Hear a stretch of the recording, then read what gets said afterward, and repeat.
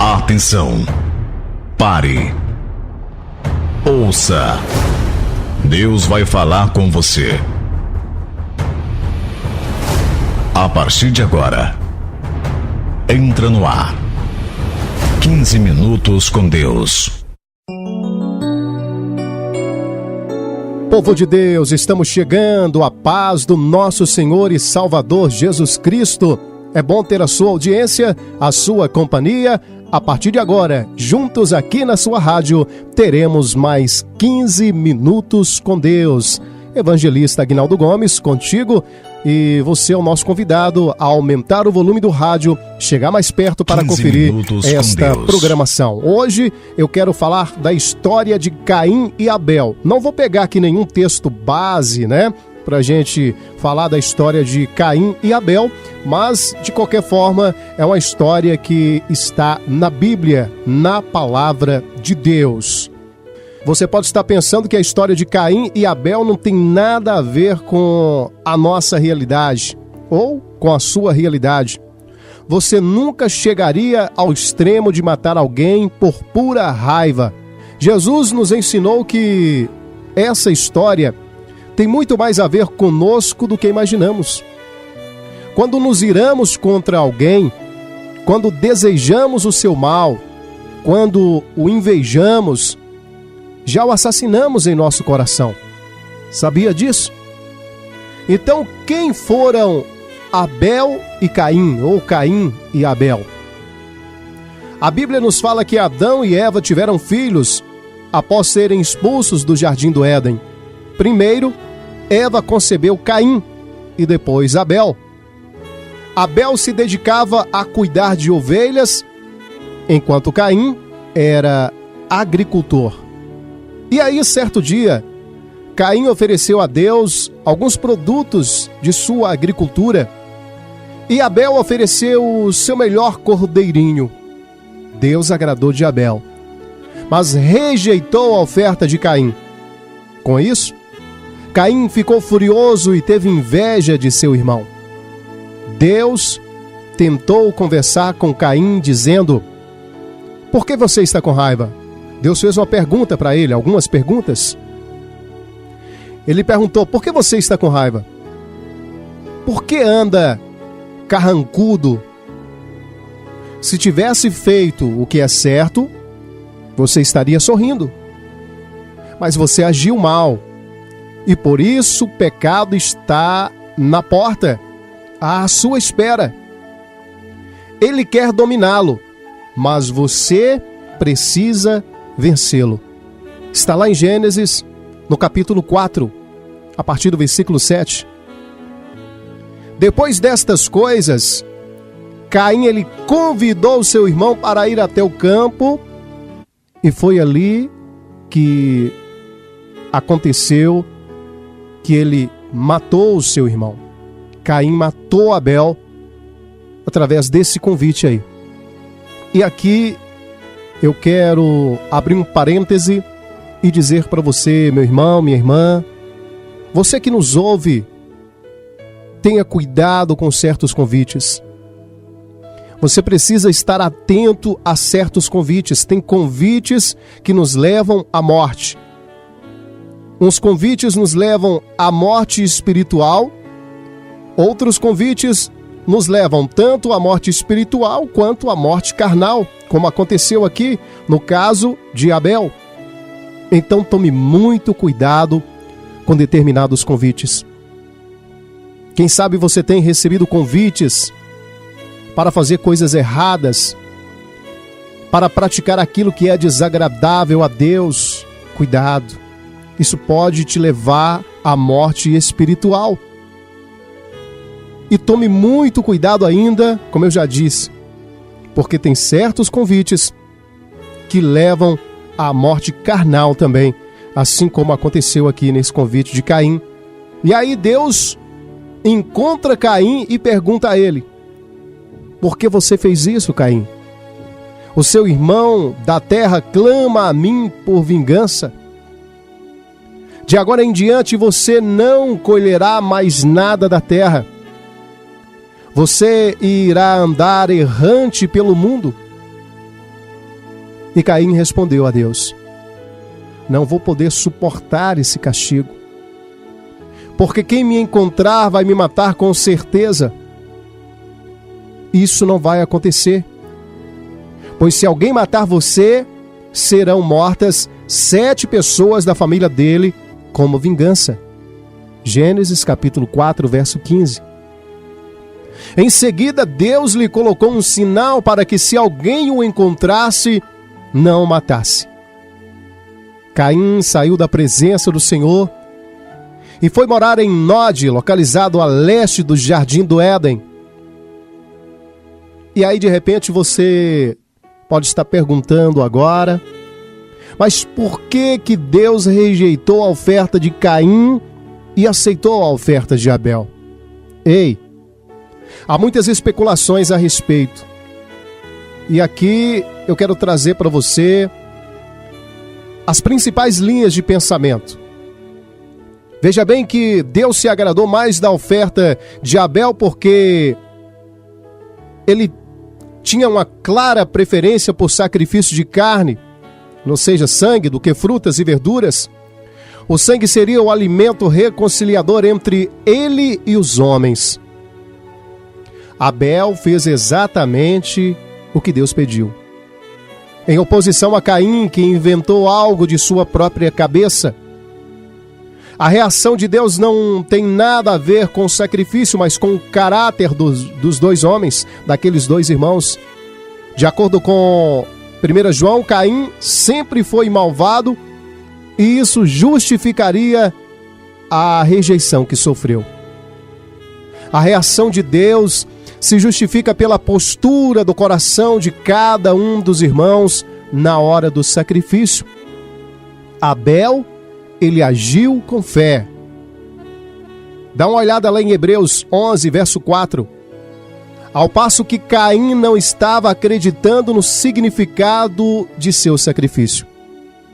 Deus preferiu Abel porque ele escolheu as primícias, o melhor do que tinha para oferecer, e já Abel não.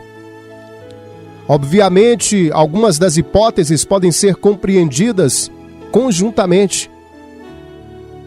E aqui eu quero trazer para você algumas citações de Caim e Abel em outros lugares da Bíblia.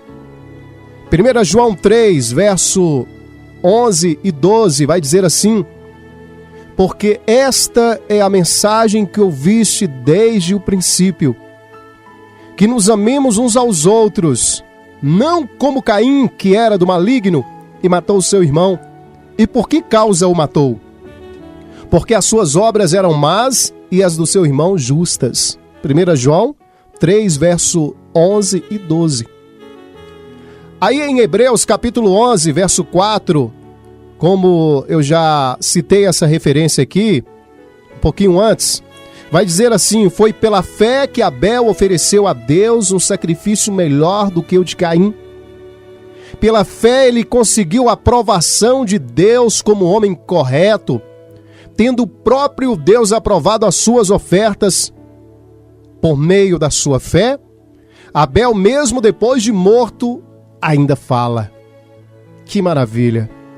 Então nós precisamos pegar esse exemplo de Abel, termos fé e oferecer a Deus um sacrifício que venha agradar ao nosso Senhor. Aqui em Hebreus a palavra de Deus vai nos dizer que pela fé Abel ele conseguiu a aprovação de Deus como homem correto, tendo o próprio Deus aprovado as suas ofertas. Será que Deus tem aprovado as nossas ofertas, os nossos sacrifícios? E aí, algum tempo depois dessa história, Deus escreve por meio de Moisés o seguinte mandamento: não matarás. Esse mandamento regulava a vida do povo de Israel no Antigo Testamento. O julgamento em caso de assassinato também foi proposto por Deus da seguinte forma: aquele que matou também deve ser morto. Olho por olho, dente por dente, mão por mão, pé por pé. Isso servia para regularizar, por exemplo, a vingança desproporcional, como ocorreu no caso de Lemeque, que afirmava, se gabando, dizendo, lá em Gênesis 4:23 está escrito assim: matei um homem por causa de ferimentos que me causara, e uma criança porque me ofendeu. Ora, se Caim é vingado 7 vezes, Lemeque pode ser 70 vezes 7. Gênesis 4:23.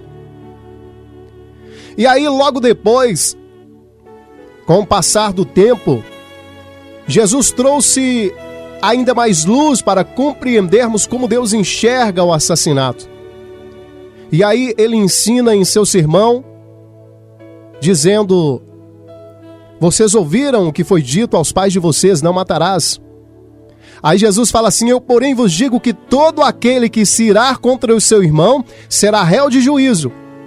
E quem disser a seu irmão, raça, será réu diante do sinédrio. E quem disser a seu irmão, raca, será réu diante do sinédrio. E quem lhe disser, tolo, será réu do fogo do inferno. Ou seja, aquele que alimenta ira indevida contra o seu irmão, já o assassinou no seu coração. Tome cuidado com isso. Tome muito cuidado com isso. Lá em Hebreus, está escrito que nós devemos tomar cuidado para que não venha brotar em nós raiz de amargura. E aqui nós entendemos que aquele que alimenta ira indevida contra o seu irmão, essa pessoa já assassinou aquele irmão em seu coração. E aí, quem sabe você pergunta neste momento, mas, evangelista Aguinaldo, como podemos lidar com a ira?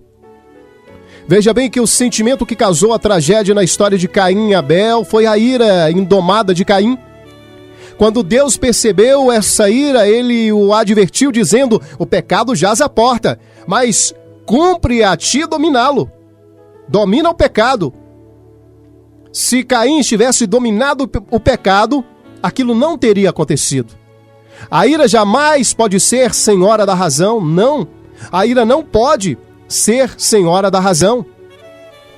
Todo ser humano é por natureza violento e competitivo. Queremos ser melhores e nos sentir melhores do que os outros. Não suportamos a ideia de nos vermos em uma posição inferior.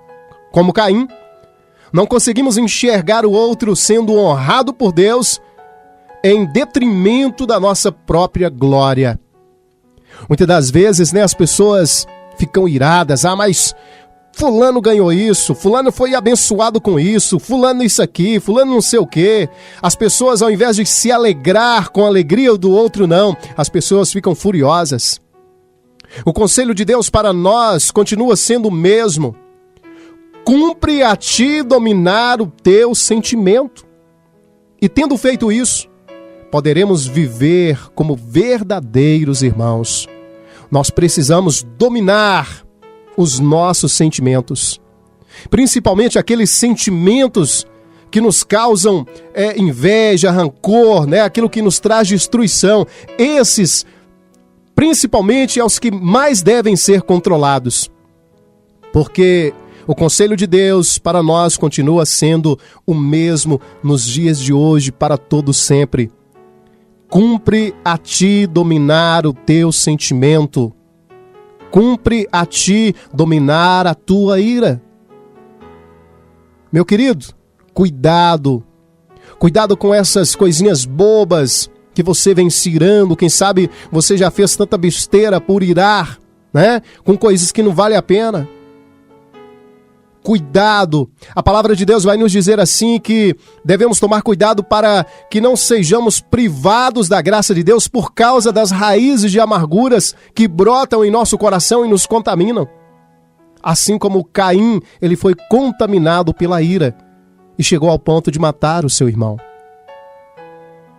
Que essa mensagem venha falar melhor ao teu coração. Eu convido a você a ler a Bíblia, meditar na palavra do Senhor, Procure estar sempre, a cada dia, lendo um versículo, 2, 3, 4, quem sabe, um capítulo, mas procure ler a Bíblia para que Deus venha trazer discernimento a você a respeito da tua palavra. Com esta mensagem, eu quero orar com você. Deus, Pai querido e amado, em nome de Jesus, neste momento, Pai, diante desta mensagem, queremos pedir a Ti, meu Deus, que tenha misericórdia de cada um de nós. Tenha misericórdia, meu Deus, de cada coração, de cada pessoa. Deus, que o Senhor venha nos dar discernimento, Pai, abrir os nossos olhos espirituais para que possamos cada vez mais fugir da aparência do mal, porque a Tua palavra nos recomenda que devemos fugir da aparência do mal para que ele venha a fugir de nós. Deus, então, em nome de Jesus, nos dê força, nos dê sabedoria para que venhamos a dizer não no momento certo e dizer sim também no momento que deve ser dito o sim. Pai, em nome de Jesus, tome o teu povo em tuas mãos. Pai, continue nos dando vitória a cada dia. Em nome de Jesus, nós te pedimos e te agradecemos. Em nome de Jesus. Amém. Obrigado pela sua companhia, pela sua audiência. Fica por aqui mais 15 minutos com Deus, que volta em uma próxima oportunidade. A paz do nosso Senhor e Salvador Jesus Cristo para todos e até a próxima. Tchau.